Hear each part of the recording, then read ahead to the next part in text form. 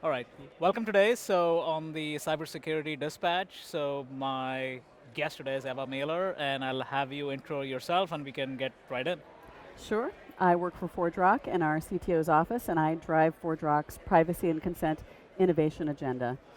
Privacy and consent. I've heard that before. It looks like it's very topical these days. Indeed. So let's talk about something which is quote unquote trending at RSA this year, looking at the crowd, is GDPR.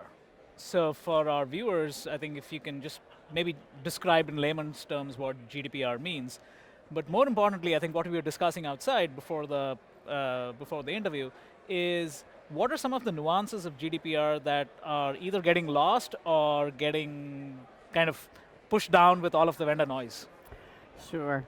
Well, let me take a moment, first of all, to talk about the context in which Sure. I see the General Data Protection Regulation. So, ForgeRock is about digital identity Mhm. for consumers and customers and patients and citizens, so kind of for people that you're not the boss of if you're a Right. business. And so we really see an identity-centric view of forging digital trust with all of those people. And so one of the ways we see GDPR is as a kind of a viral mechanism, a viral regulation for spreading trustworthy mechanisms for businesses to forge that trust.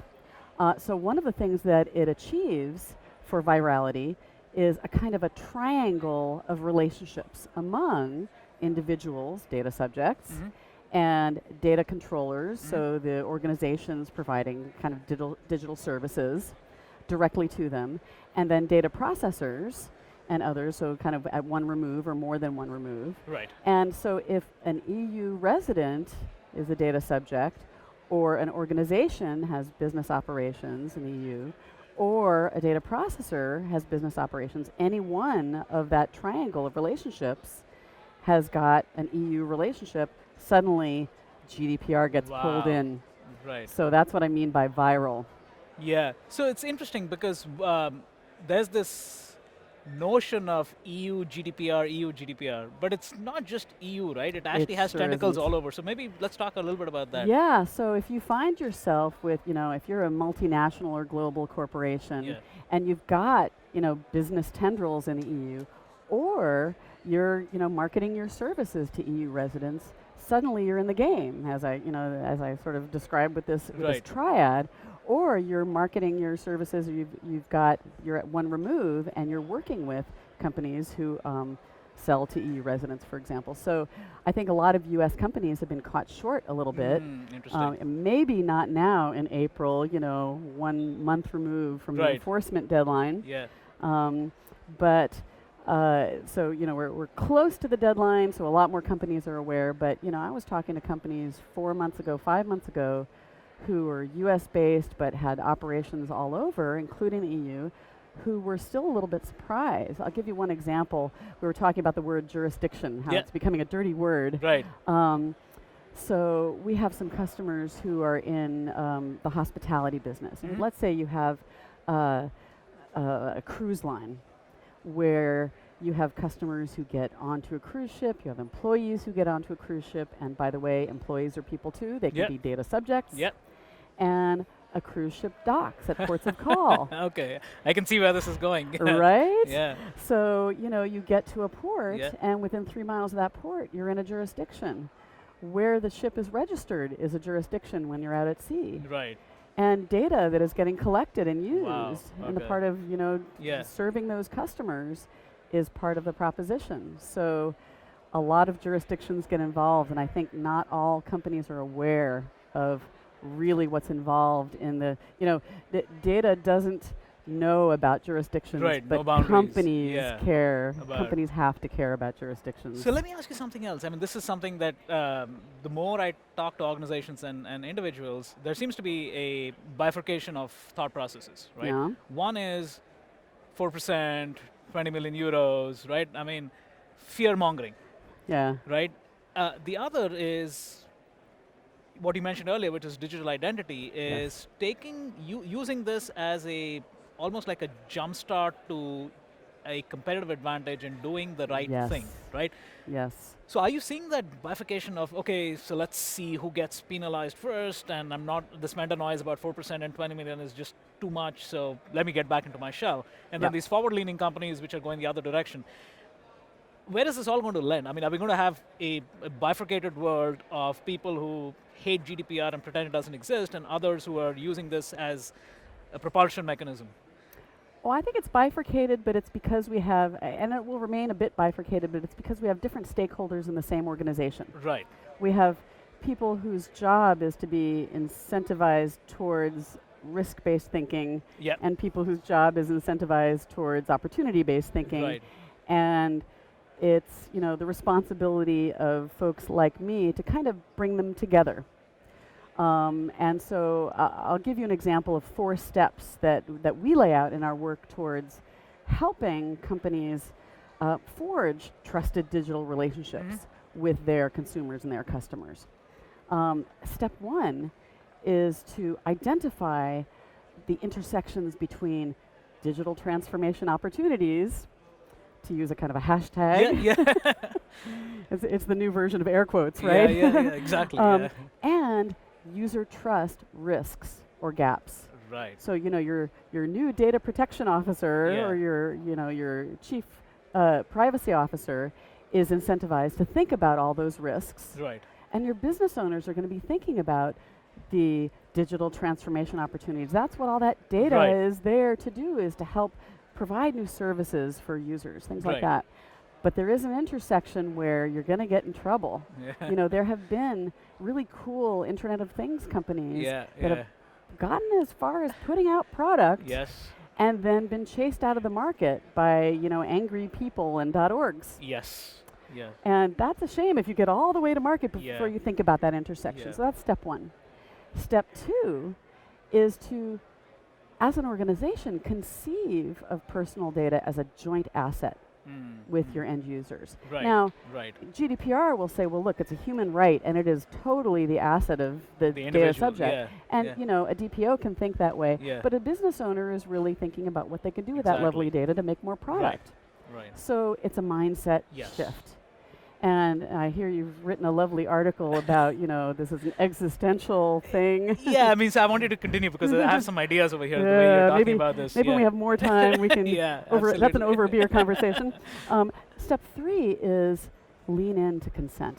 Yeah. Now, GDPR has 6 legal bases that it's identified for, legal data processing, and consent isn't always appropriate. Right. But consent can often be appropriate when, risk-based thinking would say, don't choose it. Right. Because with that choice comes new rights that an organization has, but new responsibilities, but new rights. And it invites your end user in, and it can invite the customer in and demonstrate some trustworthiness to them. Correct. And then the 4th, I would say, is take advantage of identity and access management for building those trusted digital relationships, for making it easier and reducing friction, for doing the right thing. Right. No, those are great steps. So a few things. One is the topic of consent, right? Yeah. And we can have an all-day conversation about companies literally within 30 miles, right? Yes, Who are so-called new age companies. Yeah. But when I go to the website and I look at consent, and it's still driven by legal. Yep. Right, so you kind of look at this and say, on the one hand, you're trying to force this trustworthy relationship with your customer. Right, on the other hand, if your consent is not transparent, easy to understand, it's not a 70-page EULA of the iTunes, which no one can understand anyway, right? So, are you seeing companies which are forward-leaning, which are saying, we're going to make this easy. Yes. We're going to make this easy so that I'm going to build trust with you and therefore stand above everybody else. Yes. I will give you an easy answer to how that needs to be fixed and how some really forward-thinking companies are thinking about it. So GDPR is interesting and innovative as a regulation in another way, because even though it says data protection in the title, the Europeans say data protection when they mean data privacy writ large, right? So to me, the phrase data protection means don't accidentally let data out, right? It sort of means the security of privacy. But they kind of mean that phrase to mean everything. And so what I see the elements of in GDPR are data protection, the way I'd normally mean it, so the security and privacy, don't accidentally let data out. Right. Also, data transparency, Yeah. tell us what you know about us and tell us what you want it for and all that stuff. So Right. the two-way street. Yeah. But it also has really strong elements of control, giving people control. Exactly. And, you know, it's just transparency to say, here's our terms and conditions. Right. So people can't do anything about the terms and conditions. Correct. That kind of consent Exactly. is particularly Right. Yeah, it's a disempowered. one-way thing, right? Yeah. Yeah, what can you do, yeah. really? So, new tools to understand what you've agreed to Right. are nice, but it's not a particularly Yeah, no one has great time. way of Yeah. taking control. Right. But so one of the things I'm involved with, I'm kind of a standards wonk from way back. Uh-huh. We're just mentioning SAML, the Yeah. identity standard that I've been involved with. I was involved in the creation of XML. Long story. One of the things I've been involved with for some time now is a standard based on OAuth Okay. called User Managed Access, or UMA. So it's a particularly, I think, interesting standard for a new kind of consent because it enables a person to, in a demonstrable, auditable fashion, become a kind of offerer of access to their data, rather than just being a passive agreeer to access. Right. Right. And I've been talking to a number of companies about how to put this in place Right. because it can demonstrate choice and control, a Right. phrase that appears all over if you look at the ICO guidance Yeah, for GDPR, exactly, for yeah. example.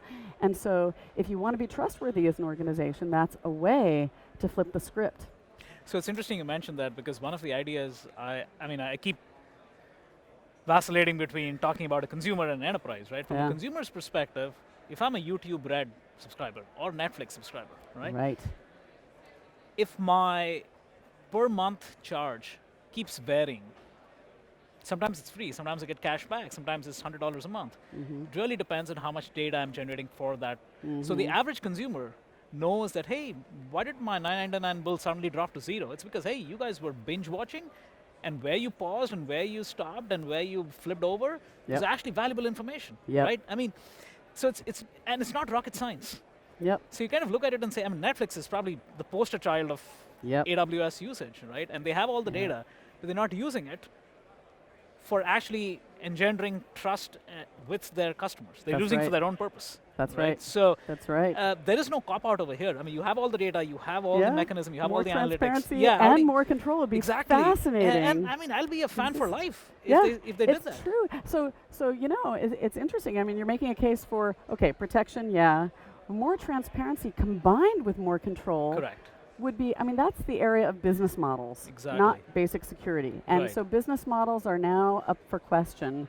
And so I think consumers combined with some government, some .orgs, are kind of inviting companies to say, hey, how about it?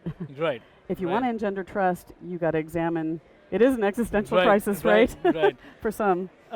So I know we're kind of running out of time, but any last takeaways as to what you would? I know it's still day 2, right? We have 2 more days to go. So much more. Yeah, but given the amount of foot traffic over here and the number of people over here, clearly security is top of mind, right? Yeah. So what would a really mind-blowing RSA for you look like, right? Coming out on Thursday or Friday, say, hey, you know what, this was a great event. If A, B, C happened, just food for thought. Oh gosh, well, I mean, I've always been gratified when they added a half track for identity. And I think it's time to recognize the core role that identity has in security.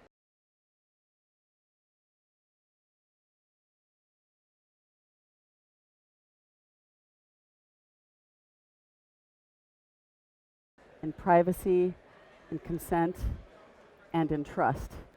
Wow. Okay. So I know I have, identity colored glasses, but more identity, and I've talked to others who agree. Right. Yeah.